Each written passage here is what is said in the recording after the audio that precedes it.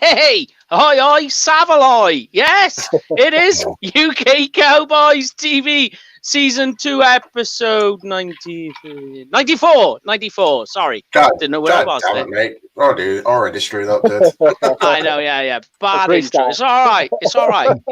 You're okay to come in bad as long the takeoff can be bad as long as the landing's smooth. That's all. That's true.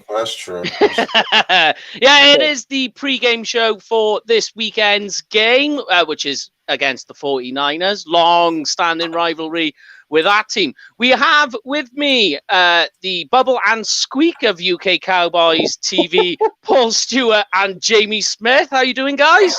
It's something new. It's something new every week, honestly. Something new every week. Yeah. It's like it's the little niche intro there. Yeah. And then also with us, we have advertised throughout the week, a very long-standing friend, not just of UK Cowboys, but ourselves. We have the infamous and famous Mr. Big Game James. How you doing, sir? I'm doing well. Good to see you guys. Been a while, man, since we've been on. But you know what? We back. And we was a little optimistic when we first talked. Maybe not so much right now, but hey, we'll try to find some kind of optimism in these last 3 weeks. Yes, and it is the countdown to Christmas.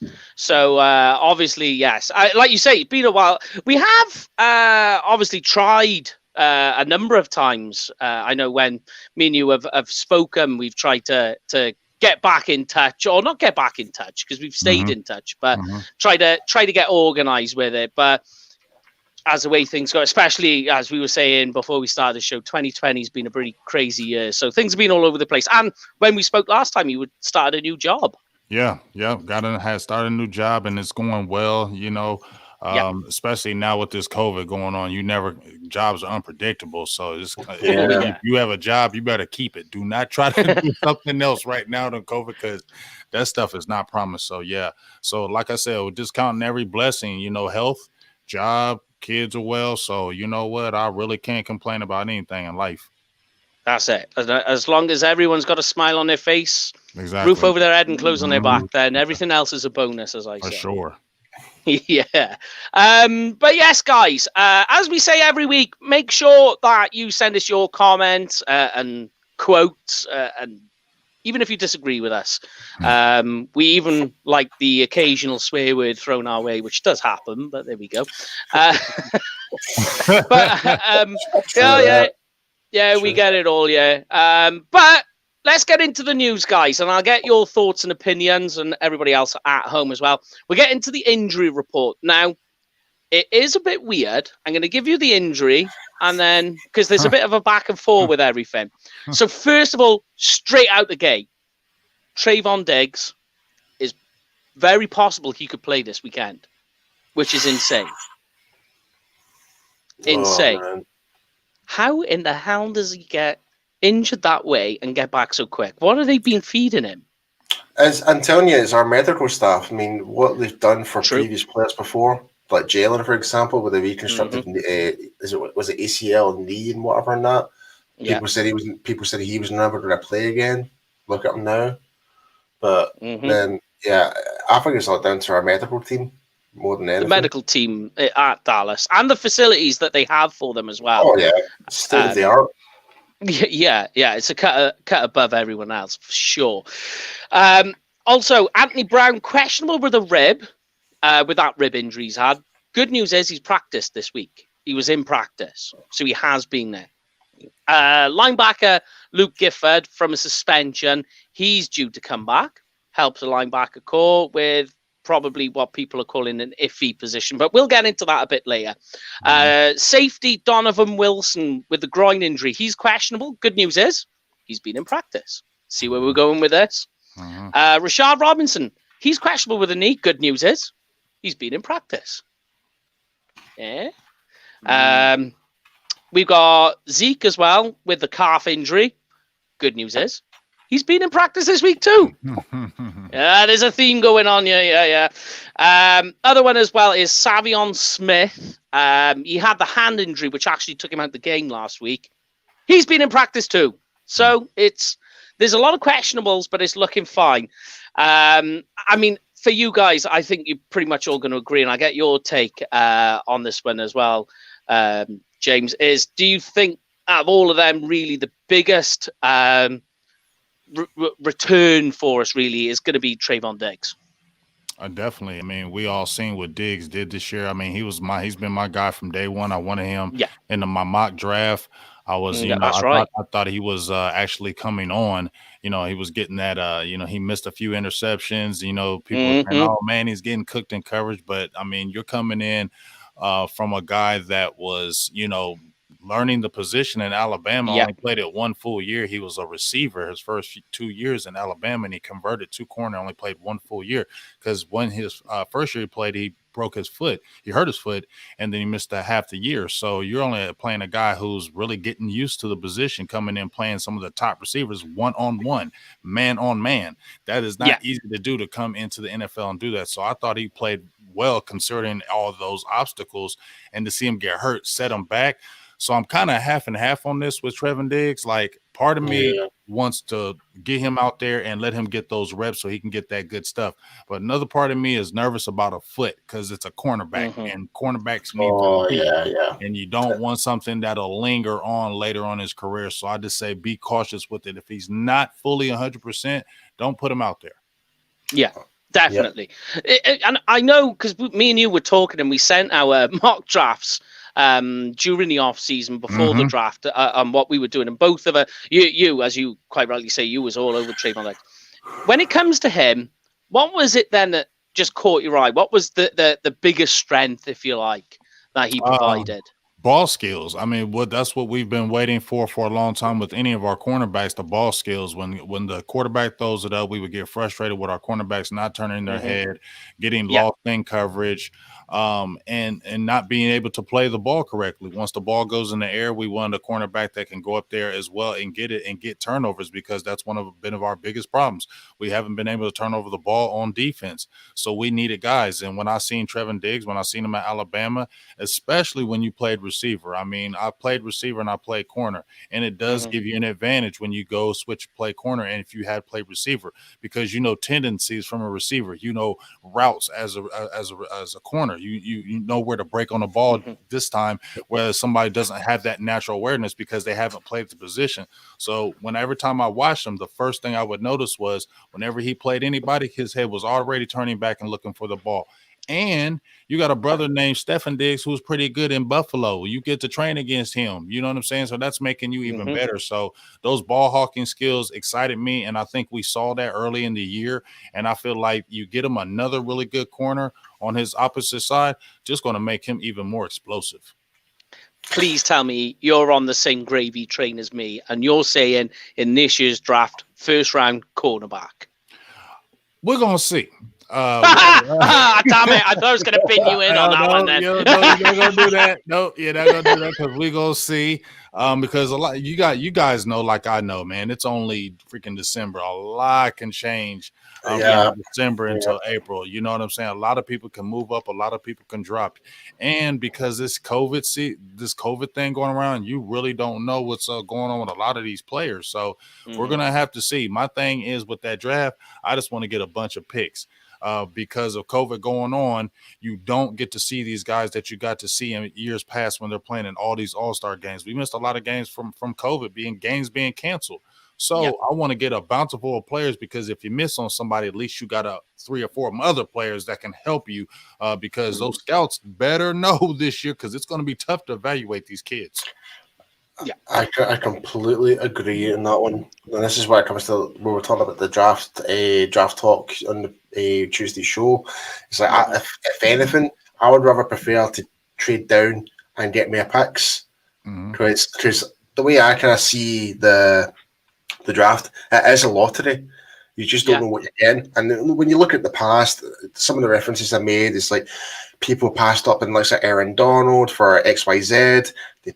People have passed up Lamar Jackson for their reasons. And it just really does come to show it is, given the right situation, you just got the player right in front of you, and it is literally you're taking a gamble. It is like playing Russian roulette pretty much with any player in the draft. Yeah. a lottery ticket, isn't it? You know, and the more lottery tickets you got, more chance you got to win. Totally get what you're saying. Totally agree. Valenti's in with a question. Should we be going for offensive tackle or defensive line rather than cornerback, if there was a preference? Defense. If I was to go... Go on, Jay. You go. I've talked too much already. No, I was just going to say, I kind of agree, but I think we touched on it, Paul, didn't we, on Tuesday? If we're going to be that high up, it's how far is Sewell going to fall, if he's going to fall at all. If he's not there around, just throwing this out there, if we're there at 4, 5, or 6, is he going to drop that far? If not, what's the level compared to Sewell to say maybe the next guy on your board? And if there's a massive gap, then I agree with Paul. Trade down. This draft's pretty deep. Trade down and let's get some picks. Because to be fair, and we touched it on Tuesday, it's not often the Cowboys pick this high, and because of everything that's gone on this year, a lot of the injuries is obviously down to less practice due to COVID and all that kind of stuff. And learning a new system in a situation that's not helped because of obviously practice has been wiped out a lot of pre-season. So this team is still going to be on that cusp of being able to potentially push for a playoff spot. So let's see what we can get. Like I say, more often than not, you're going to hit further down that draft. So yeah, it just depends on what that level is. What's the ceiling of the next guy that's after Sewell on your board? Yeah, I know where you're going. Yeah, definitely. Well, we'll know more as we get, as James was saying, as we get closer into, certainly we're getting into the bowl season with college, so we'll get to see a lot more of the prospects you're going to be seeing in this draft. So I know some scouts, they always say they don't do their scouting until bowl season, but yeah, that's the way we're working. Some other news, guys, and I'm going to chuck in a question, and people at home can answer this too. First other note I've got is LP, our long snapper, LP Ladocion.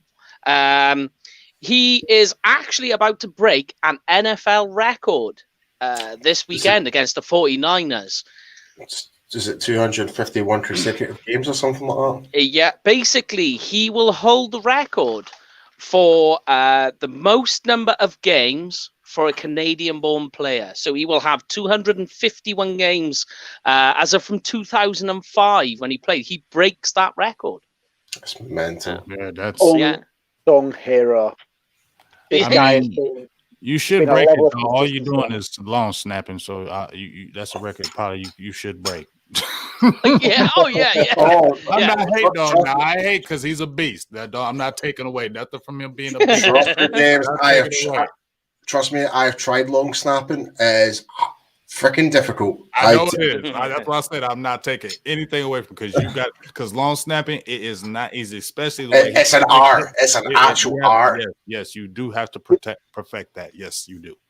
I think we touched on it before in kind of like pre-draft shows and stuff we've had, and that these, and no disrespect to kind of like the players like Dak and Zeke and Zach Martin and kind of players. I mean, they're you're obviously you higher echelon kind of player, and you expect massive performances week in, week out. But it's guys like LP, do you know what I mean? The guys that don't really get a lot of coverage in the team, but they go in there and do the job. I love them kind of players that are kind of on the cusp, but do a great job for you. And like I say, unsung hero for me. And like you say, 2005. I don't think he's not missed a game. No, yeah, it's just immense, isn't it? Yeah, and when it comes to special teams, I would say he's been the most consistent throughout that entire time of special teams. I think he's been one of the most consistent players in the NFL, rather than just for the Cowboys. True, very true. I can't argue with that. Because the only time I can recall, I don't know if it was last season or the year before, but it was that snap motion that happened, and that was complete utter BS. I thought personally, yeah, because he even says like, "What am I doing? I've been doing this for over 14 seasons or something like that, and this is the first time I've been flagged for it. So what's changed? Yeah, we might have to change the old quote of punters are people to long snappers are people too. Very true. Yeah. And he did have an interview as well this week, and they asked him. They talked about his career, 2005, long-standing health, all the rest of it, and they said, "So, what do you see for the future?" And he just came out and said, "I want to win a Super Bowl." That's the sort of guy he is. You can't argue with it. You're like, perfect answer. See, do you know what though? Just kind of, like you say, it's kind of a bland answer, isn't it? But if anybody's asked that kind of similar question, and nobody says they want to win a Super Bowl, I would look at them and say, "Well, what the hell are you doing in this league?" Yeah, the money's good, but you play this game to win. End of the day, you want to be the best player at your position. You want to go out and win as many championships as you want. If you're not in this league to win championships, then pack your bags and get the hell out of here. Yeah. I don't think anyone would disagree with that comment either, Jay. But let's get into a rather nifty and nasty subject. Or maybe perhaps it's a nice subject. Anyway, defensive coach Mike Nolan. Has come out today, or this week. Yeah, there we go. But I'll go with that, mate. I'll go with that. It's come out that Mike Nolan will not be retained next year in 2021. So basically, the next 3 games, and I did ask the question. If you remember, I asked you all last week: will Mike Nolan be gone before week 17? So the week 17 game, the last game, will he be gone? I mean, we kind of said it is a possibility because of X, Y, and Z, because they're kind of thinking towards next year. Yeah. So yeah. I think that kind of answers it for us. Yeah, you could get Nolan. Is there any of you that thinks, because of the sort of year that we've had, I'm only trying to put a different spin, a different angle on this. So please don't try and murder me or anything. But do you think perhaps that Mike Nolan, in other circumstances, with the year that we've had, as you said, with COVID and the restrictions on the team, that if he had more time and he had more ability to coach, we would see a different sort of defense? Or do you think it was always in the stars, if you like, that Nolan was going to fail? It's 6.5. It's 6.5 a dozen. It really is. It's 50-50. I mean, you need to bear in mind as well, every new defensive coordinator for every team has had the same time and preparation as much as Mike Nolan has. So, if anything, I would say it would have made a difference, I think, personally. I think for me personally, we had Mike Fisher on the show a couple days ago. Yeah, and, we were discussing the Mike Nolan thing, and we were what's going on with that. And he was saying, and we had talked about this as well, is that switching from that 4-3 to that 3-4 during the COVID season with no training camp, no rookie camp, no that is big. And they were doing, he was saying they were doing Zoom meetings, switching from a 4-3 to a 3-4. So you're doing the whole different terminology doing Zoom meetings. You actually have to do that stuff on the field, and basically you're not going to be able to cram that in 30 days. And that's where Jerry was talking about maybe we shouldn't have did that and made that change, because it really messed everything up. It threw everybody out of whack, and it threw the whole team and the whole defense out of whack by that happening. And we've seen them basically going a little bit more with the 4-3 principle, and the team starting to settle down because that's what the players are used to. Yep. But at the end of the day, when you really look at Mike Nolan's track record, he hasn't had really dominating defenses and really great defenses even under his helm. The only time he was really good, when I think they did show a stat, was when he was with the Ravens, but that's when the Ravens had Ray Lewis and Peter Polwell. You know what I'm saying?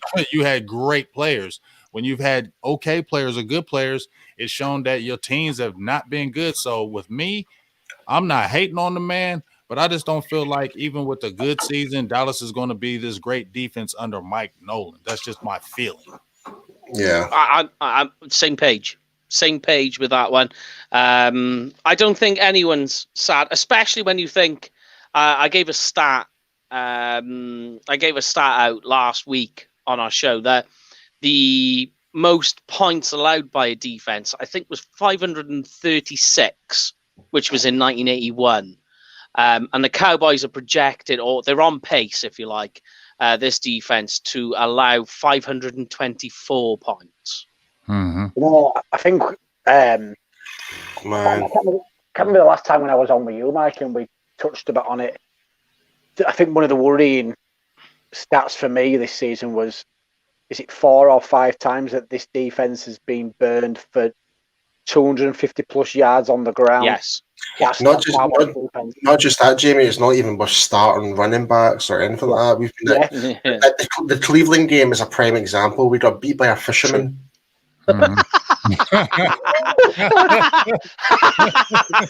It's true. But I tell you what, let's try and put a positive spin on this, right? Let's get into the Cowboys offense, right? And I'll give you some statistics, right? But then what we'll do is we'll make everything nice again, all right? So first of all, some good news, right? So some good news. That's my brother, by the way. The Cowboys against the San Francisco 49ers have won 5 of the last 6 meetings. So that's some good news. But they are saying, the odd makers are saying that the 49ers have a 70% chance to win. -3 on the over-under on that one. So it's a close game. They're saying it's only within a field goal. I don't know. Are you a betting man, James? Or do hell you no. not Hell no. No? Hell no. Staying off that? Hell to the no. Not touching none of that.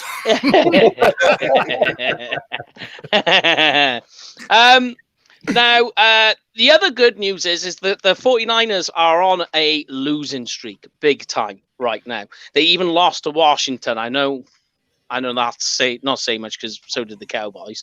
They lost to Washington last week. Cowboys are on a winning streak, if you want to call it that.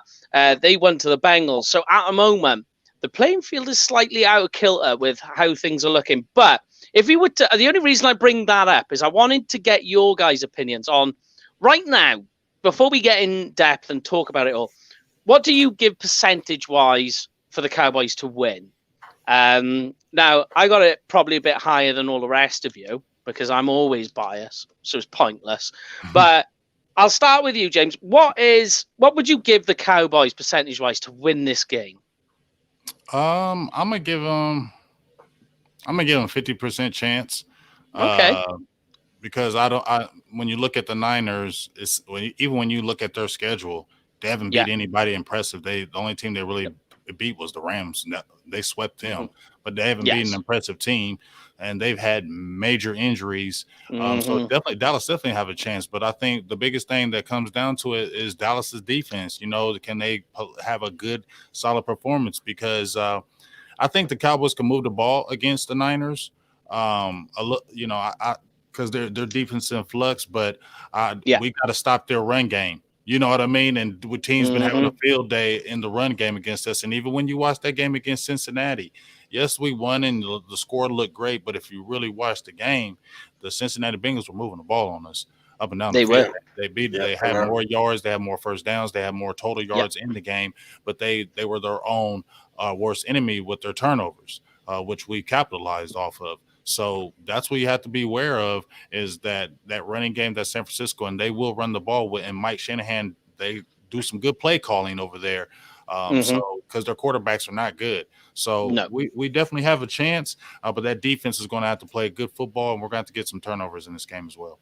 Yeah, to me, it comes down to turnovers this game. This game is all about and I've got some interesting statistics on that. Once we get to the defense, I'll touch on it. But you talked about the defense. Go on, Paul. Sorry. What about our percentages? Yeah, go on. Sorry, I did. I'm just like flowing. I'm going to ask you all, then you just jump ahead. Mate, you're all right. I always tell you that I get steamrolling. If I steamroll, slow me down. Slow me down, brother. What, is going to punch you through the screen? Go on then, Paul. Your percentage. Cowboys win. What are you giving it? I'm actually going to agree with Errol, but I'm also going to agree with James, but I'm going to say 60-40. Like, so 60% for us, purely because our offense is more like we've got more active like starters still within our receiving core and our running backs pretty much. But the reason I would still go back to 50% is what James just kind of mentioned in regards to our defense. What defense is going to show up in that game, we have no idea. So, but yeah, that's the way I'm kind of thinking towards that. Yeah. Do you want mine? I'm very specific with mine. Because it's not like bloody 75.3% or something like that. Almost. No, it's 89%. How the hell did you come up with 89%? Because I didn't want to make it 90%, because that seemed too smug. Fair reason, isn't it? There we go. Yeah. So I just took it back one. What are you going for, Jay? Do you give us your percentage? What do you think you're going to win? Beat the bookies, mate. Do you know, not to kind of sit on the fence, but I'm kind of agree with James. I'm going to go 50-50. The only reason I go with that is this Cowboys team's been so inconsistent this year.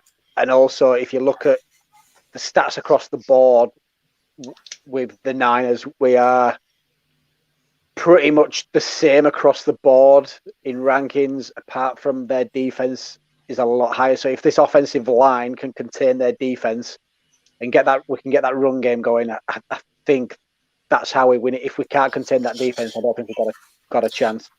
If there's one thing that if there's one thing we've got advantage on, we don't have to worry about, like I said, the Bosa, Nick Bosa, and I think who's the other defensive end, the one who drafted Solomon Thomas. He's out too. So the two starting defensive ends are not playing, so that's always a positive for us. But at the same time, we don't have as much game film on these guys that are starting right now. So, but I know we're talking. Go on, sorry, Paul. Go on. Sorry. No, that was me finishing my point now. No. But what I was going to say is, you make a good point. But here's a crazy thing: is that the 49ers defense. I know we're talking Cowboys offense, but conversely, that's the 49ers defense too. No Bosa or Solomon Thomas, as you say.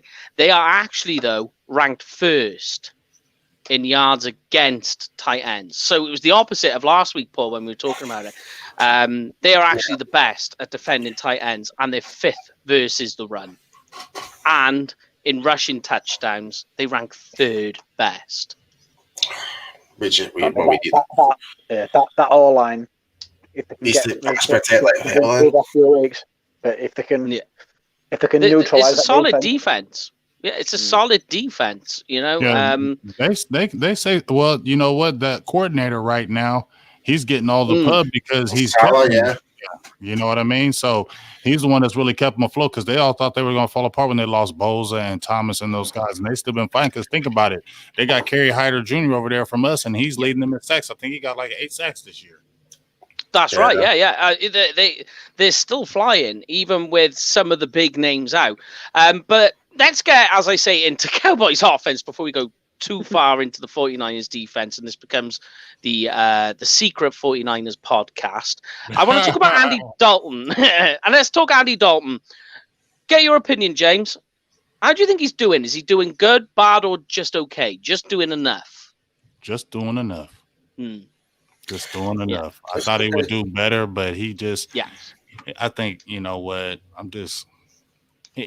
don't know. Andy Dalton, I live out here in Ohio, so I've seen Andy Dalton a lot closer than a lot of other people. So I was never, ever impressed by Andy Dalton. I'm going to be very honest with you. But never impressed by him. I felt like they overrated him when they were in Cincinnati, like he was the next great thing, and he never was. But I always thought if you put some talent around him, he can be decent. And I thought that's what he could do with Dallas, win a few games. If Dak got hurt, when he could come in and win a few games. But I'm just like, you know what? You're just doing enough. I'll be glad when you just move on. I'd rather see Gary Gilbert right now. It was funny enough. We was talking the other week and a couple of weeks back, I think it was, and the question I put was Andy Dalton. I think he saw this as a stepping stone to get back onto sort of like a £20 million, $20 million deal and get back as a starting quarterback. But I think what we've seen this year with Andy is that he really is suited for a backup role. I don't know what you think on that statement. Yeah, he's born for to be a backup. I mean, even when we brought him in, he's like, he even knew himself that I'm here to be a backup. But realistically, it's him to kind of come out and try and get a starting role with any other team for a bigger deal, I don't see that happening at all. No, like, I think he realizes where the line is in terms of what he can do. I don't want to say what he can do. Like, we know what he can do. He can throw the deep ball and whatever and that. And like you said there, James, like, he just needs the good players around him and that, and needs a better offensive line to help him like get above that 500 mark rather than be a 500 QB. Yeah, do you know? Yeah. It's just a shame that the injury front for the Cowboys went the way it was, and I still stand by what I said in the off season, that Andy Dalton was the best off season signing we made, just for the fact that we had a really good O-line, good running game, good receivers, and it was, if Dak went down, we finally had a QB to back up to that has won a lot of games. He's played in the playoffs. On paper, maybe not light it up as Dak obviously has done, but it would help this team push along. And just sadly, the injury front, we've not probably not seen the best of what Andy Dalton could be in Dallas. Yeah, I mean, bear in mind as well, he's been out injured as well with the head protocol and also with COVID and that. So he's had that, like, and it's nothing really to do with his fault. He's had that inconsistency where he's not been able to train when he can. So, but I mean, when you kind of, we are seeing some minor improvements from Andy from week to week so far. I mean, I know like how the season is right now, it's nothing to really play for unless Washington wants to lose all the games and we win all ours or whatever and that. But realistically, it doesn't look possible. But in terms of Dalton, possible. There is a chance. We've got to win out. And Washington have got to lose out. Yeah, it's still possible. But when it comes back to Andy Dalton, he is getting more familiarized with our offense. He is doing a little bit better, but it's no like it's pure standout or it's like, oh, this is a pure starting quarterback type of thing. It's just like James said, he's just doing enough. He's doing enough. He's doing enough. You don't want him to be doing hero ball. No, not like you did against Washington. No. Like, but here's an interesting statistic, though, is that since week 11, he's actually tied for 4th in touchdowns. The Ginger Prince. Yeah, and we say it, the Dalton scale, you know. Lawrence made a really good point there. Just think, if we didn't sign Dalton, Cooper Rush would have been number 2. He could have been, very much so. Yeah. We did bring him back. See, and that's what I touched on in the off season, is that we've had this. I don't know why. We've always seemed to have that kind of same thing, haven't we? It happened when Tony went down. We had no one to come in and pick this offense up and kind of really run with it. We were getting John Kittner out of high school coaching to come and try and run this team. And that's what, like I said, especially when you're in a position of you've got a roster that's able to challenge. Somebody goes down, you need someone to come in. Like I say, you don't want Andy Dalton to come in and you expect him to light the league up, but you want him to at least play at a certain level that Zeke can manage to get the ball running, and the receivers are getting the ball and making yards, and we're winning games. And did that have to be pretty, but just winning games, and that's what we'd never had in the past. And it's like, it's just sad that we've had such a poor run on it. Injuries this year. I'm going to add a wee. Jimmy, I'm going to add a wee quote in here. This is by the infamous Jock Stein, former Celtic football club manager. Like, this is soccer, right? But the thing is like, as long as you outscore your opponent, I don't care. A win's a win. Outscore your opponent. Win's a win. It is true. But true, but you're not going to outscore someone with John Kittner at QB, are you really? Come on. I know. But but you're true though, Paul. I totally agree. But my only other question, though, in terms of Andy Dalton, which I'm going to ask you, James, is based on what we've seen this season since Dak's gone down and with everything that's going on, would you think that, based on what we've seen right now, Dak Prescott's value has only gone up? Definitely. That's why I'm worried about, is he going to come back? I've said that as soon as, he got hurt, because my thing was they had too many opportunities to sign him before, and now the price is going up. It's like, well, if you didn't sign him before because you were talking about this and that, now the price is going up. What makes me have the confidence that you're going to sign him now? Because to me, this is the year, in my opinion. I always thought that Dak was a really good quarterback and could be a franchise quarterback. I felt like he was going to that level last year. When I watched him this year, I had no doubts in my mind. I'm like, okay, yeah, he's a franchise quarterback. He don't need people to be great around him any longer. He just needs people to be good. He can carry a team now. So, yeah, if he were to go to another team, he would definitely ball his ass out. So, please, figure it out, Cowboys. He's got the leadership qualities to be a starting quarterback.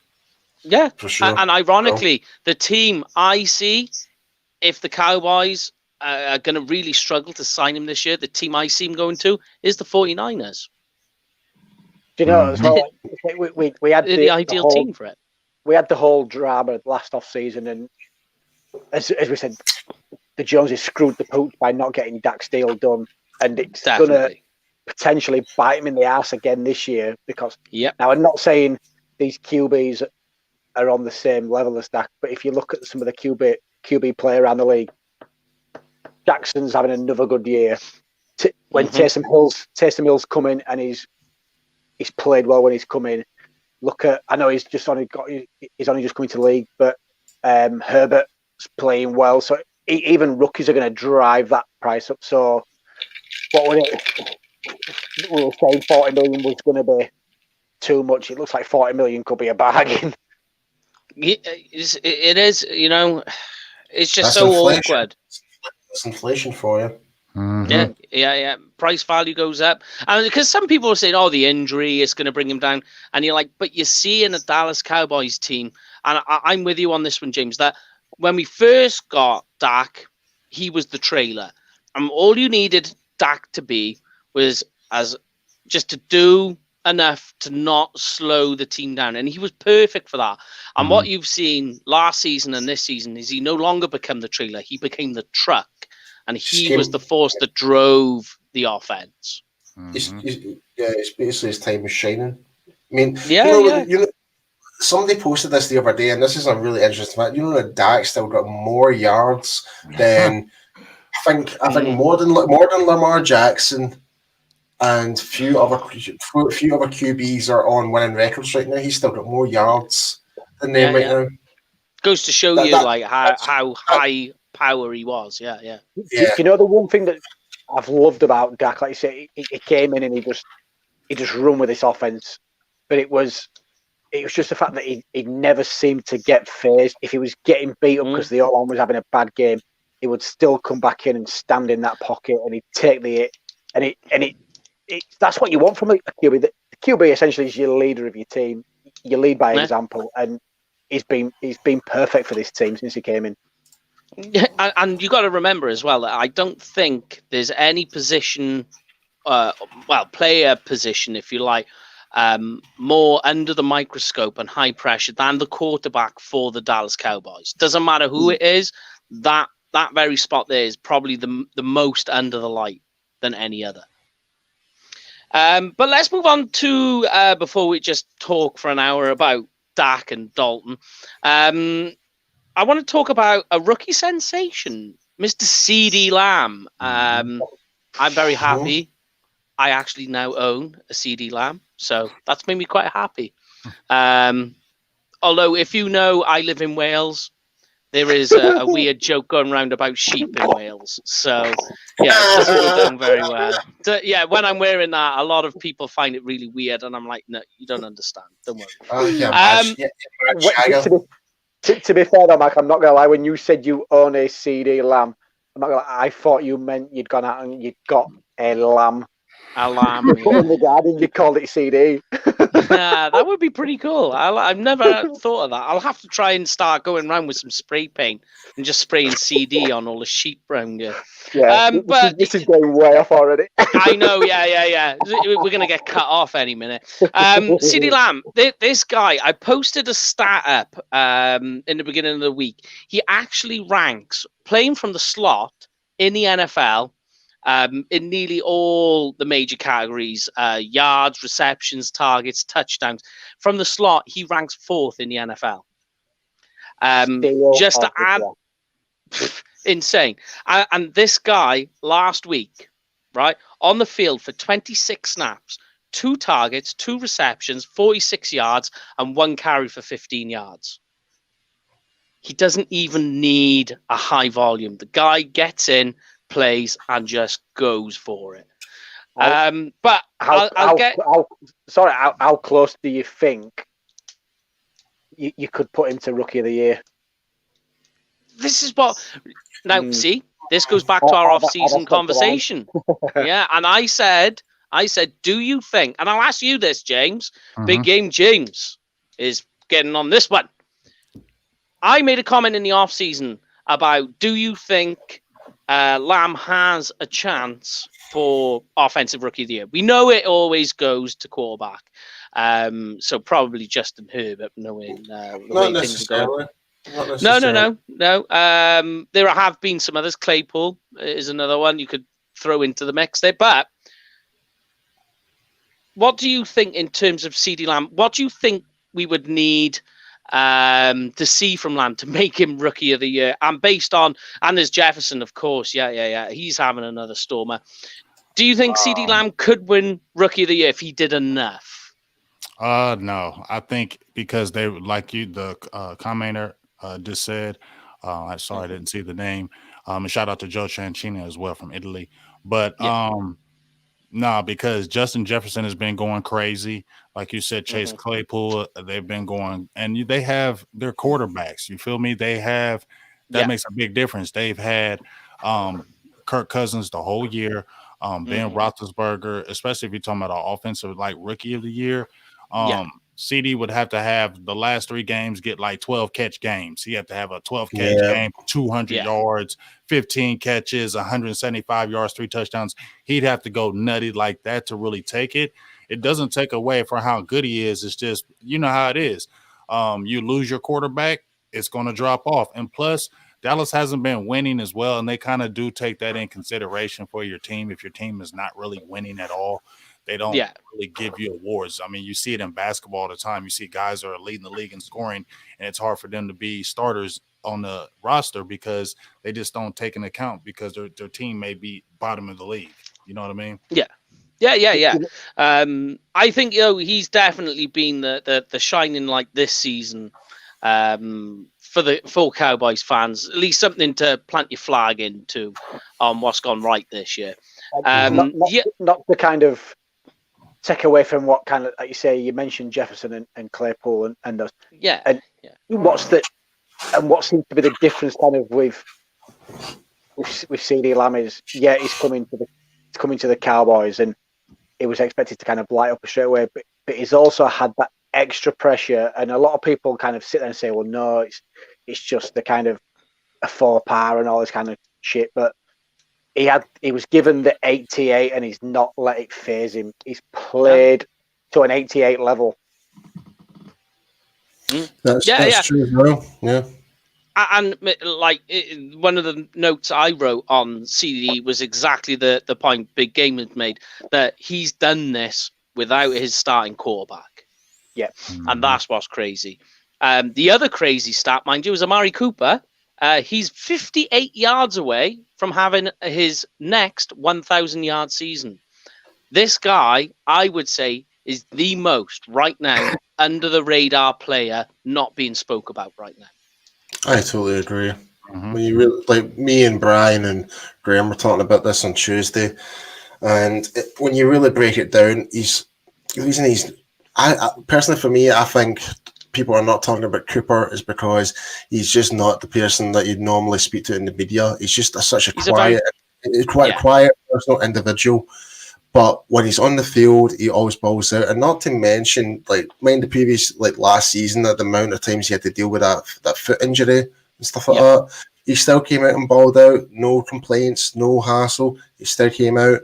And this season, it's like he's had the odd wee niddle from time to time as well, but he's still balling out. He's still trying getting those yards, still getting those touchdowns, and he's on record he's projected to be a seasonal high in his whole career. So he's having a career season. And not just that, this is without Dak as well. Again. So this is with multiple quarterbacks this season, and he's still pulling out these numbers. So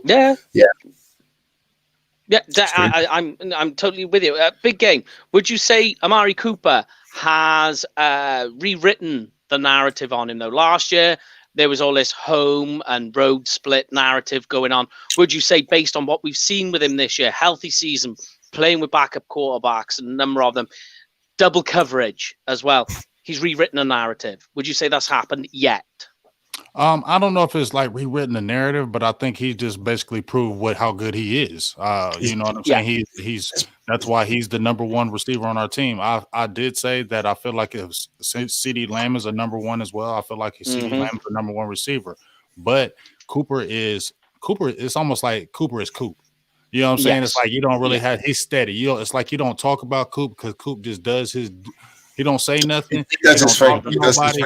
He just does his job and goes about his business. And then next thing you look up, you're like, damn, I didn't even hear about Cooper. And then you look at his stats like, man, he's been killing it. But that's how Cooper plays. So I really say that. Some people got on me because I call Cooper a pretty boy. He is a pretty boy. I don't care. Nobody says he is a pretty boy. But I don't say he's not a beast. I've seen pretty boys that are beasts, but he's still a beast. You know what I mean? So I love what he brings to the table.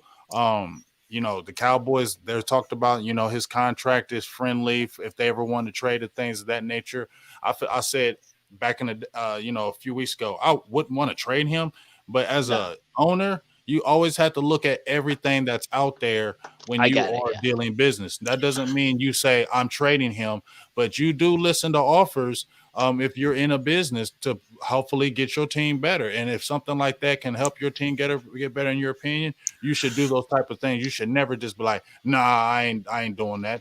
Because we've seen, like I said, look at the Raiders. When Gruden came in, we was going crazy when he traded Khalil Mack instantly. We was going, he traded Amari Cooper, got rid of Khalil Mack. He got a whole bunch of picks. And guess what the Raiders are doing now within 3 years? Just saying. Just to add on top of that, like, if there's one thing I need to give credit for Cooper as well, is his influence towards CeeDee Lamb and also Michael Gallup, like, to be those type of professionals. Like, because if anything, I think this is the first time where we've never had any trouble with any of our wide receivers outside of football or anything like that. Like, that we had Terrence Williams a couple of years ago. We had Cole Beasley talking a lot of crap when he left Dallas and stuff like that. We're not seeing anything outside of football. We're seeing Gallup, Lamb, and Cooper being ultra professional, playing the trade of being the right receivers for the Dallas Cowboys. And if I was their right receiver coach, I'd be so proud to have them on our team. And the fact that, and every single one of them are they're capable of being 1,000 yard receivers, every one of them. Yeah, and check into the mix as well. Tony Pollard, which I'm going to touch on in a minute as well, his receiving ability, and as well the unexpected emergence of Dalton Schultz, the whole receiving core, if you like, because you've got to add them into it. It's just been phenomenal in that respects. And it all starts off on the pyramid with Amari Cooper, you know, because he is the main focal point. But let's get on to a part where every time I click this button and this comes off, everyone sucks in their teeth. The Cowboys defense. Yeah, that says it all. Some good news, though. Some good news, right? And once I start giving you some statistics, you're going to be like, Mike, that 89% you talked about in winning, Yeah, I can see why you said that. But first of all, Raheem Mostert, their running back, doesn't look like he's going to play. He was injured, came back last week, got involved a little bit, tweaked something, he's gone. It looks like, to be honest, they'll put him on IR and shut him down for the season. The issue we've got, though, is they do still have 3 other healthy running backs. And the Cowboys at the moment are averaging 5.1 yards per carry, which is the worst in the NFL. What are you pinning that problem down to, Big Game? Are you saying that it's the players or the scheme that's causing this crazy bad run defense? I think it's both. I think that I think it's not. I don't really think it's necessarily more the scheme. I think it's the players. I think the players just might not be good enough. And when it was dumbed down with Marinelli, they were successful because it wasn't complicated. This was an easy go and do this. Now you have to study and you have to do some certain things. It's more complicated, and maybe some of these guys that we thought were more football IQ are not. And that has hurt the defense. And plus, I think we are lacking talent in the middle. Our defensive tackle position, I love Antoine Woods and what he brings to the table, but in my opinion, I still feel like we need a bigger space eater that can hold a double team and attack that backfield. And I feel like teams can still hit us up the middle because that's where we're lacking. And I think when you see those over 5 yards of carry, when you see the majority of these teams that go against us, they've either hit us on the outside where we can't sit the edge, or they just gut-butted us right up the middle. So that's a problem still needs to be rectified, and I think that's why one of the reasons why you have a notoriously bad defense. Yeah. And one of the things I've noticed, I don't know what you guys are making of this, I'm noticing there just doesn't seem to be that aggressive mentality on defense. Like, you're seeing a lot of things, like weird things that I've never seen a Dallas defense, like simple things, even like after the play's finished, like helping the opposing running back up off their feet and, brushing them down. Yeah, I don't like none of that. No, I don't. I'm watching that and I'm thinking, what are you doing? I'm sorry. If that was me, like I played defensive line, if there was a running back down the ground, I'd be like, get up yourself. Yeah, leave him down there. Let him know who's boss. And I'm seeing other things like it's mental warfare. It's mental warfare. Yes. If you start reaching your hand out and bring them back up, I'm sorry, man. You're just basically giving them a free pass to run over you. I'm sorry. It's that aggressive mentality, that animosity, if you like. That get in their heads a little bit. If anything, push them back down. That's what I say. But it's lots of things. Like, I'm seeing other things. Like the game will finish and you'll see Cowboys defensive players tapping the opposing players like helmets. Like, oh, good play, good. And it's like, don't pick them up. Don't be doing that. Right. Don't help them up. I've seen too many times patting them on the head, picking them up. Man, damn, that's what they just ran a 12, 15-yard gain. You helping them up, patting them on his head. I ain't helping you up. No. I'm push you down, kick the ball at your hand. Exactly. Mate, I'll tell you one thing. Like, when I was playing defense, right, the one thing I learned was, like, just be an absolute asshole to the offense. Be an ass. Yeah. Be an ass. Right? That's the only way you're going to get under their skin. It's going to make them want to hold on you, make them cause penalties and whatever and that. If you make a hit on them, on the running back or the quarterback, you walk away. Right? You don't have to taunt them or anything like that. You can still walk away, but don't lend your hand out and get them up. Like, don't get me wrong. Like, don't get me wrong. Like when you hit them, make sure I wish no actual harm towards them. But when it comes to the mental warfare of playing football, no chance. Leave them down there. You waste your energy yourself getting your ass back up, son. Yeah. Let them know if your team is with you or not. Just look at the previous Super Bowl winners throughout history. They had some nasty ass defenses. For example, just look at the Cowboys when they won Super Bowls in the 90s. That defense, so underrated, never got enough praise for them, but they were nasty. So what's our offensive? And James touched on it. We haven't for a long time had one of them badass run stuffers up the middle, someone like an Aaron Donald or an Ndamukong Suh in his prime. if this defense had someone like that, do you know what I mean? You have that guy that takes a bit of pressure off. I'm telling you, give it a couple of years. I think Gallimore could be that guy. I really do. Yeah. I'm just surprised it took all 56 minutes to get Gallimore's name in here. Honestly, I'm a big Gallimore fan. I think he will be fucking phenomenal for us in the years to come. We all know, though, of course, that, you know, if you're an offense and you run on a defense and you get success running on a defense, there's nothing more deflating and killing physically and mentally than that. And that seems to be with the Cowboys. Because, like, what's weird is, like, their pass, and a lot of people will argue this, mine, but what I've seen is their passing defense isn't all that bad. Mm-hmm. It's not great. It's not as bad as it actually looks. It's a little bit kind of not so much worrying, but we just kind of touched on it, like you say. Someone tackles their running back and they get up and they give him a pat on the ass, or that's the bit that annoys me.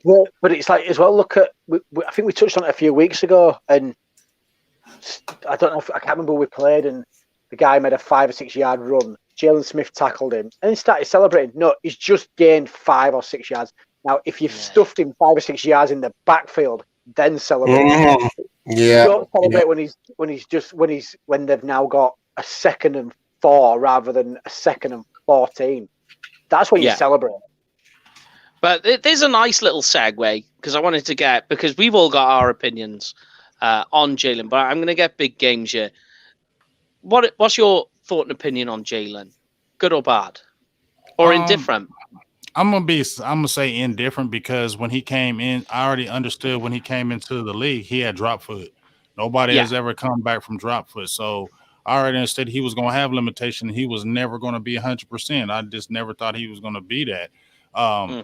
But I just feel like he's a secondary guy. He's not the guy. I think we could still go out there and get a linebacker. Like, I don't want to go super high in the draft, but I still feel like you can get a guy that can be the guy, where Jalen can be opposite in him and just concentrate on doing a few things that he's really good at, and not put him in positions to where he's not good at, where it exposes things and maybe cripples and hurts the defense. And I think that's where you need to go. I think like I said, he's a capable linebacker. You don't want to just give that up to me. And if people talked about the salary and things of that nature, but if you really look at his salary, it's not crazy. If you look at the it's a really big team. It's a team friendly deal. It really is. You made a really interesting point there, because when looking back at the footage against Cincinnati, there was one play in particular, and I think it might have been you that posted it actually, or retweeted it actually. It was the run play where I think it was Giovanni Bernardo looked as though he was going to juke to the right, but Jalen was actually evaluating, or always going to go to the left, and he actually runs away from his gap, and he actually. I was just like, what are you doing? Just stick to your gap, and you would have got him for maybe sacker at a 1 yard gain rather than him getting a 12, 13 yard. You know? Funny you should mention it, because somebody a couple of weeks ago tweeted it, and I can't remember who the guy was. It was somebody in the Dallas media, and there was quite a bit of a mixture of replies that came to it, and his tweet was the Cowboys paid Jalen Smith like a top 5 linebacker in the league, and his next comment was, Jalen Smith is not an NFL linebacker. And I was like, he's put the cat, as we said, he put the cat amongst the pigeons, and shit brought down on Twitter. I get both sides of the argument with Jalen. That I think he's a capable linebacker, but the issue that he has is he second guesses himself, and then he sort of freelances his position. He freelances what he does, and the trouble you've got is, in my opinion, is I just don't think he's good enough to freelance. He just needs to stick to what he does. You have your assignment, you have your gap. You stick to that. If you're assigned to run the blitz, then you run the blitz. If you're assigned to cover, then you cover. Yeah. You watch. If you're looking over gap A or gap B, depending on the strong or the weak side, that's you. don't go when you see the running back look sort of second guessing and think the ball's going to go towards him. Don't you go running like a headless chicken and go after him, and that's going to, you know. I mean, that's the problem. Like because that is his problem, and LVE is kind of being like that as well at sometimes. Let's not forget about him. Yeah. He has second guessed what he's done as well, and you can see it. It's a crazy thing, especially when you think we were only talking about Jalen and LVE a couple of years ago, saying the strength of this defense is the linebacker core. Then all of a sudden, you fast forward to 2020, not a great year, but still, and we're talking like, is linebacker a need in the draft? Like the slide is being rapid and fast. It could be down to the fact that it's the way how it's been coached as well, and that could be we could be seeing a difference in the linebacker coaching changing this year, next year as well. When we had our previous linebacker coaches and stuff like that, we weren't really having these types of problems before, but that could be done under the steam. And you were seeing this earlier, James, is like going from a 3-front to a 4-front. It's going to cause a barrel load of confusion, learning all this under the whole COVID situation, the time of preparation, the Zoom meetings. It's just going to be absolute chaos. So for them, I think if I was in their shoes, you're kind of thinking, oh, what if I did this? I could make that play.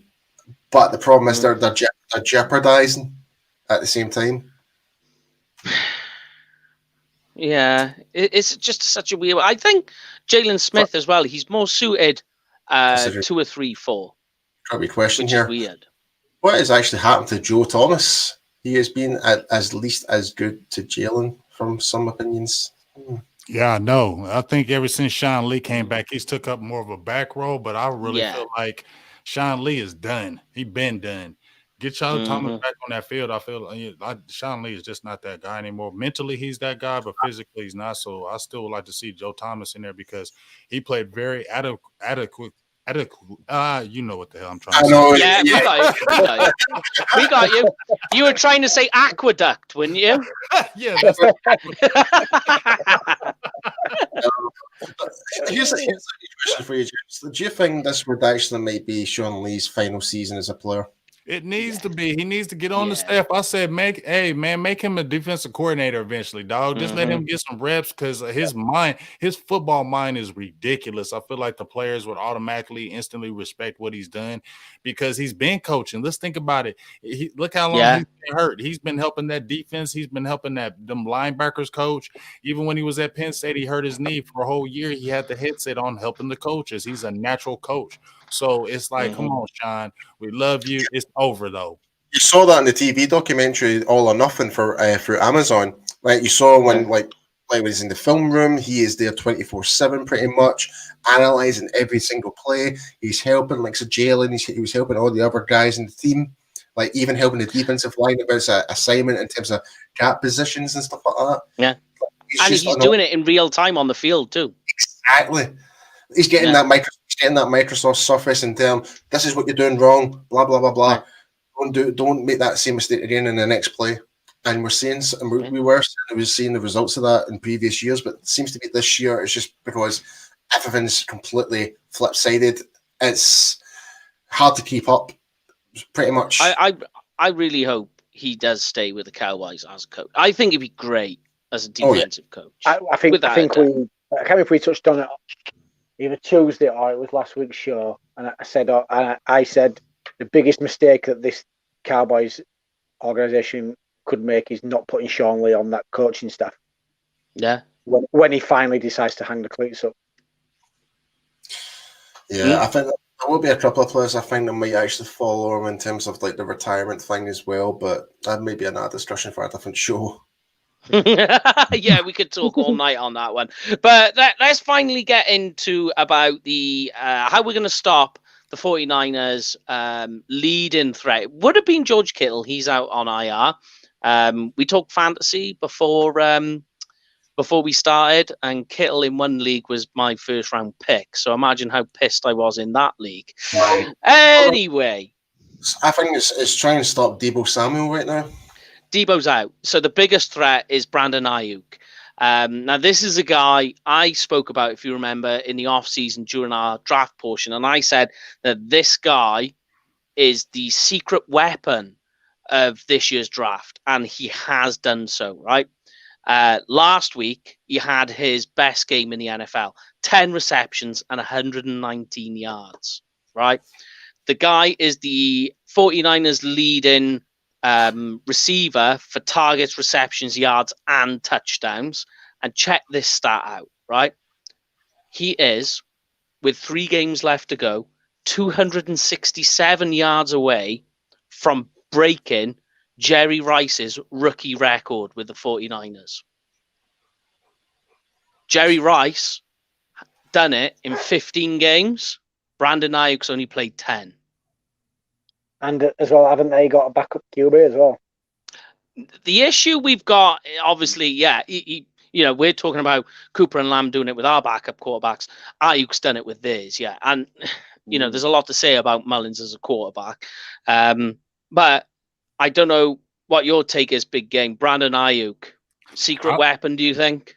Yeah, he's a very good receiver. I mean, even when they had those other guys, I mean, just imagine if they had Deebo Samuel and those guys with them, doing their thing. Very solid receiver, good, athletic, strong. And we've, even though our statistics show that we're not a bad secondary, we're not a good secondary. And I think the reason why those numbers are skewed because so many damn teams have run 300-400 yards on the seam. Like, you don't got to throw for you ain't got to throw for 300 yards when your team is running for 300. You know what I mean? So I think those numbers are just really skewed on that side. So yeah, we're gonna have to prepare for them, and hopefully, that pressure can come up front. But the good thing is, if I can look at anything, is hopefully Diggs. They've been practicing. Diggs, Awuzie, and Donovan Wilson, who I really loved. I loved him since last year. So I really want Donovan Wilson to get back on the field because I feel like he was one of the guys that gave our defense an attitude. Yeah, well, it's true. I like that. I've seen that in the past couple of weeks. Some of the hits he's been making is ridiculous, man. I was like, oh. Man, that actually made me give me goosebumps seeing it. But the last piece before we get into the fantasy is I just wanted to give you a quick little stat why I think the Cowboys will win. And it's basically down to the turnover battle. And the good news is the Cowboys are on the up. We got 3 takeaways last week. The 49ers are rock bottom in giveaways. Last week, they gave it away 3 times. And in the last 7, in 7 straight games, they've given the ball away twice or more. Wow. Okay, so there's a lot to capitalize on. A lot. Now, in turnover differential, there's not much in it between the Cowboys and the 49ers. The issue with the 49ers isn't they get takeaways, is that they just give the ball away a lot. So, given that the case, that's why I'm going with the 89%. So here we go then, guys. Let's get into the final piece now before we get into the fantasy segment and finish up the show. What do you think the final score is going to be? So I've got my score, and I know everyone at home will have theirs. Tell me, and I tell you what, we'll let Big Game have the honors of going first. What do you think the final score's going to be, Big Game? Lord. Wow. Let me see. I think it ain't gonna be no high scoring game. I'm gonna say 24-20. I'm gonna say the Niners beat us, though. I'm gonna say 24-20. The Niners are gonna pull out the victory. Even though I don't want them to. I just feel like, I still think they got a little better defense than us. And, I think we'll bang back and forth, but I think they'll get us in the end in the fourth quarter, 24-20 Niners. Okay. Well, as always, I always predict the Cowboys to win. I've got it. Every year. Oh, yeah. We're going to the Super Bowl every year, mate. We're going to the Super Bowl this year. It's going to work out. Don't you worry. I've got it fairly close to yours. Mine is 28-20. So I'm not too far off. What have you got, Jamie? If this offensive line can keep their defense at bay, 24-10 to the Cowboys. Okay. Mr. Paulius Maximus, what are you going with? $21.10. He sounded enthusiastic over that, didn't he? Right. He sounded sad as hell when he said that. Yeah. Are you okay? Are you okay, Paul? I'm saying it like a Stone Cold Killer. That's what you were going for. Okay. Yeah, I like it.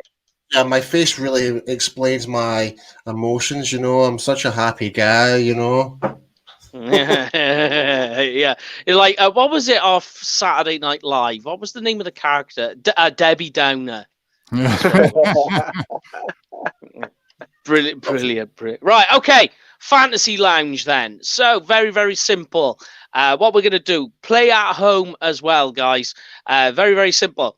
From NFL.com's fantasy app, I take the scores, the predicted fantasy scores, round them off, and give them to you, the listeners.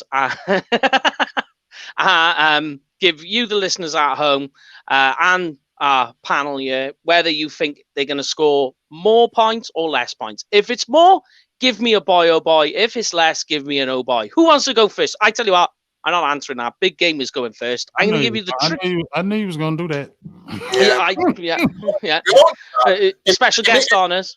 It makes it sound as though it's a surprise. Special guest honors. So let's have a look. I'm going to give you Andy Dalton. Fairly tricky one. Based on the 49ers defense, but you've got the turnover problems that they have, weakened defense, our offense firing as well at the moment, Cooper. So Andy Dalton, predicted by NFL.com. They are looking to score 16 fantasy points. That's a nifty number. Yeah. That's... You can, if you want. If you think it's going to be, say, in the 16s, you can like level peg on it. I haven't made a name up for that yet, though. Gosh, that's a tough number for him, man. It is. Jeez. When I seen it, I was like, ooh. Wow. Ooh, what are you going to do with that? Yeah, what are you going to do with that one? They really did that one? Like, for real? Yeah. Like, he's so right there. Yeah. He's so right there. You going right there? Yeah, I'm going right there. He's so right there. Yeah, okay. on the like 16. He's like 16 on the dot to me. That's what I was thinking. I was like, oh wow. Yeah. Because he won't go crazy, but I think he's going to maybe get a couple touchdowns. Yeah, and then throw in something weird like an odd fumble that he loses, or interception. You know what I mean? Something. Yeah. Just something really weird, something that's going to catch him out on that one. Yeah. All right then. Who out of you pair want to go next? I'll need to go, Jamie. Oh, cheers, Paul. Jamie. All right. Now, I'm not sure who the 49ers are going to start at quarterback. So we're just going to go with Mullins for now. Although by the time people are watching this on Sunday before the game, that may have all changed. It could be, what's his name? Beat Bethard. Could be playing. Who knows? But starting quarterback for the 49ers, 15 fantasy points. I'm going to stay true to my prediction for the scoreline. I'm going to go, oh boy. I don't think he'll get that many. He's going to get more. Okay. No, sorry, no. He's going to get less than that. He's going to get less. Right. Okay. All right. Oh boy. That's an oh boy. Oh boy. Okay. I'm going to give you, if he plays, Zeke. All right, Paul. 14 fantasy points. Bear in mind, he hasn't had a 100-yard game this year. Still sounds disrespectful to me, that. Yeah. So even if he gets 80 yards and a touchdown, that's 14 points. So, just while he's thinking about that, I hate to say this, but I'm going to say, oh boy. I'm going lower. Okay. I think it'll be about 12 points, I reckon. All right then. Although he's had such a poor season, I'm sure if I looked right, and we've bagged Zeke this year for some of the plays that he's had. But if he averages 100 yards over the next 100 yards a game for the next 3 games, he breaks 1,000 yards. Yeah, no, he's still like Zeke is still. I think. I think in terms of yards, Zeke is like 6 in running back rankings. Do you know what I mean? He's still quietly there. Right, I got to give my boy to Big Game James. Amari Cooper, 14 fantasy points. I'm gonna go up on that. I'm gonna go with that. Up. I would go with that. Boy, oh boy, on that one. That's a boy, oh boy. Oh yeah, definitely. Paul, you can have Brandon Ayuk, 15 fantasy points. I could be right in the ballpark, to be honest. Could be. I think I'll just stick with that. Okay, he's leveling out on that one. CD Lamb, Jamie, 11 fantasy points. Boy, oh boy, he's getting more his CD Lamb this week. I love it. Okay. What was how many points was it? 11. Oh, he's getting hell more than that. Come on, that's disrespectful. Yeah. If you think he only needs to, if he scores a touchdown and a 40 yards, then yards. He's right there. He's good. Yeah. You know, with your points per reception. Right, here's a sneaky one. CD Lamb's getting more than 100 receiving yards this week. Ooh. Okay. So it's a big game for CD Lamb then. Okay. There's your hot take. I like it. Hot take, because I ain't jumping there. Right. Here's one for you, Big Game. Nasty one. Their tight end, who's replaced, as I said, the tight end who went out, Justin Reed. He's got 10 fantasy points. The ex-Washington tight end. Ooh. Sorry, that's Jordan Reed. Jordan Reed. Yeah, I was going to say, who the hell is Justin Reed? I don't know where that come from. I'm reading two things at once, that was. Now, Jordan Reed has been a killer of Dallas. Jordan Reed is a Cowboy killer. Yeah. I'm gonna go boy oh boy with that, because he's a Cowboy killer. We have problems with tight ends. He's gonna eat. I mean, freaking Logan Thomas was killing us. Yeah. And do you know what was funny is in the pregame for that one, I was taking a mick out of Logan Thomas. Ate my own words. I knew he was going to kill us. He killed us both games. Like, I knew he was going to eat on us, man. I just knew he was. We were all laughing, man. We were all laughing. But at least with Jordan Reed, he is literally like a Dallas kryptonite in some respect. Yes. Yeah, when he's not concussed, he's great. Right. Right. That's the only thing that stopped his career, because he could have been a very, very, very good tight end. He could have been right up there. Yeah, he could have been right up there with some of these top dogs year like in. Kelsey, all those guys. Jordan Reed is that good. Yeah, definitely. Talking fantasy, he was the sort of player you would want to take in like the 3rd round because he was that good. But as you say, or as we say, the injuries, concussions keep him down. All right. Give you to the last 2 tricky ones. Jamie, Cowboys defense, 6 fantasy points.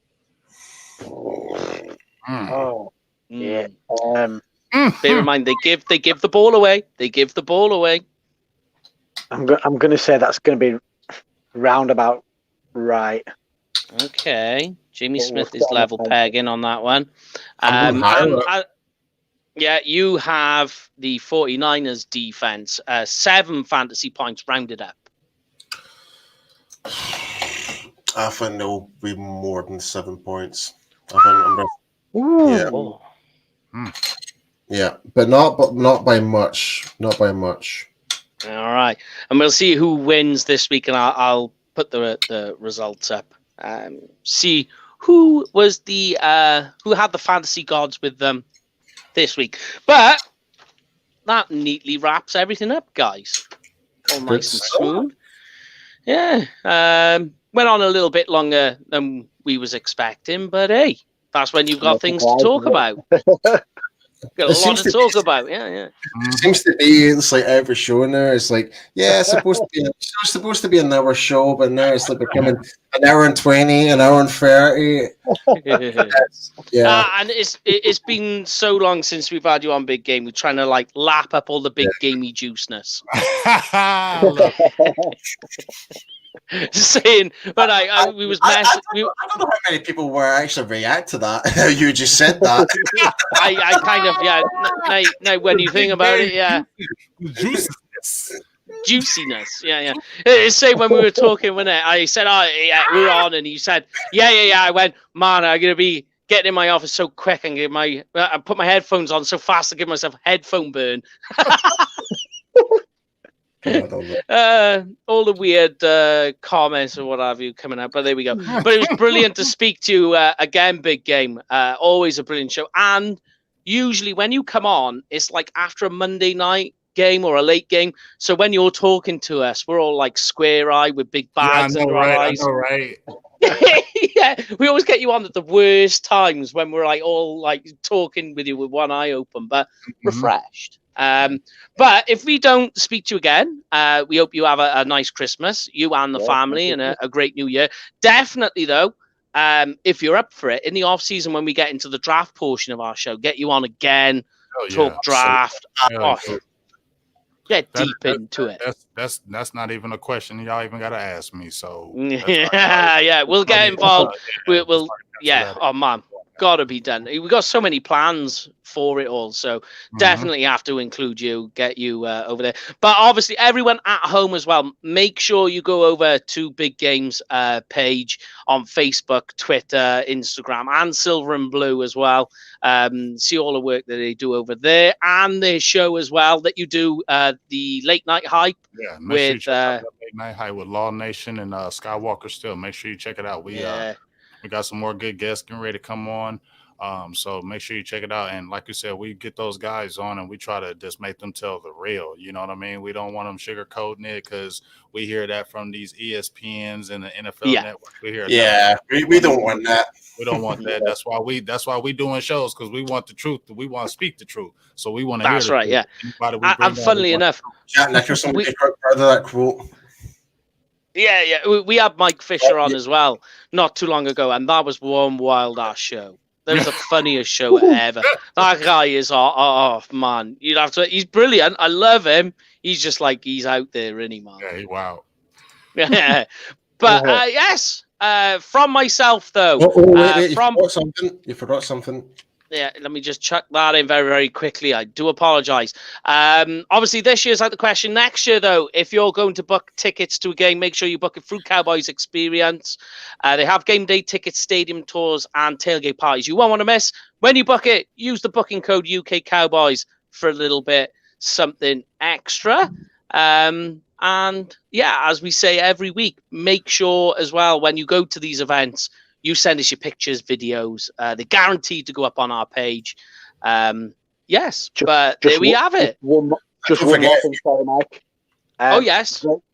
Virtual meetup Sunday, 4:45 p.m. Stay tuned on the Facebook, Twitter pages, and Instagram for details. Yeah. Always a lot of fun, that one. And don't forget, also use that discount code for UK Cows and get free stuff. Don't be a clown. Free stuff. Free stuff. Yeah. Don't be a clown. But yeah, there we go, guys. That'll wrap it up. Thank you very much, Big Game James, and from Paul and Jamie as well. We'll see you all again. Thank you very much. Salute. All right. Salute.